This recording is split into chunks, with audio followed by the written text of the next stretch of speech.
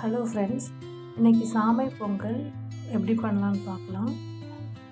இன்றைக்கி நான் பேபிக்கு தான் பண்ண போகிறேன், 11 மந்த்து பேபிக்கு. ஸோ அதுக்கு சாமை வாங்கிக்கோங்க. பாருங்கள், சாமை அண்ட் மூங் தால் தேவைப்படும். சாமை அண்ட் மூங் தால் 4 ஸ்பூன் நீங்கள் ரோஸ்ட் பண்ணிக்கோங்க. பேனில் 2 ஸ்பூன் மூங் தால் 2 ஸ்பூன் சாமை போட்டு நல்லா ரோஸ்ட் பண்ணிக்கோங்க. இது நல்லா ரோஸ்ட் ஆகிடுச்சு. ஆனதை ஒரு கப்பில் எடுத்து வச்சுக்கோங்க. இப்போ நமக்கு தேவையான பொருட்கள் பார்த்திங்கன்னா, கீ 1 ஸ்பூன், மிளகு ஒரு 4, ஜீரகம் கொஞ்சமாக இஞ்சி, ஒரு 2 கருவேப்பிலை, கொஞ்சம் ஆச்சி பெருங்காயம். நீங்கள் வேறு பெருங்காயம் கூட வாங்கிக்கலாம். ஒரு சின்ன குக்கர் வச்சுக்கலாம். குக்கரில் 1 ஸ்பூன் கீ ஊற்றி, கீ நல்லா உருகினதும் கீ நல்லா உருகினதும் இஞ்சி போட்டுக்கலாம்.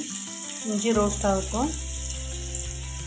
சீரகம் போட்டுக்கலாம். காரத்துக்கு நான் ஜீரகம், இஞ்சி, மிளகு மட்டும்தான் ஆட் பண்ணுறேன், பச்சை மிளகு ஆட் பண்ணல. ஒரு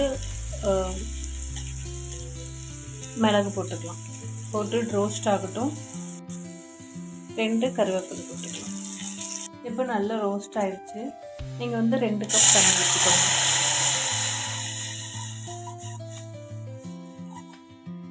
2 கப் தண்ணி ஊற்றிட்டு ஜஸ்ட்டு மிக்ஸ் பண்ணிவிட்டு ரோஸ்ட் பண்ணி வச்சுருக்க சாமை அண்ட் மூங் தால் போட்டுக்கோங்க. கொஞ்சமாக உப்பு போட்டு மூடி வச்சுக்கோங்க. சாமைக்கு தண்ணி நிறையவே ஊற்றிக்கோங்க, நோ ப்ராப்ளம். அது நல்லா வெந்து வரும், குழஞ்சி வரும். நீங்கள் அப்படியே மசிச்சு கொடுத்துக்கலாம், இல்லை மிக்சியில் ஒரு டைம் அரைச்சிட்டு கொடுத்துக்கலாம் பேபி. ஸோ நான் இப்போ குக்கர் மூடி வச்சுட்டு ஒரு 5-6 விசில் வரும். சாச்சு ஸ்டீம் அவுட் ஆகிடுச்சு. நம்ம இப்போ குக்கர் ஓப்பன் பண்ணி பார்க்கலாம். பாருங்கள், சாமை பொங்கல் ரெடி ஆகிடுச்சு. இதில் ஒரு 6-7 மிளகு இருக்கும். ஸோ நம்ம சின்ன பிள்ளை, அதனால ரொம்ப காரமாக இருக்கும். நம்ம ஒரு 4 இல்லை 3 மிளகு போட்டு மிக்சியில் அடைச்சிக்கலாம்.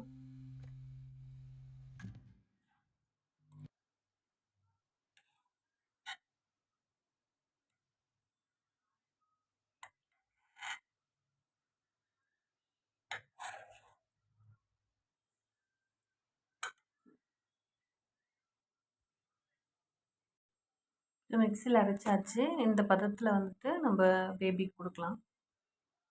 ரொம்ப டேஸ்ட்டாக இருக்கும். குழந்தை விரும்பி சாப்பிட்டாங்க லாஸ்ட் வாட்டி.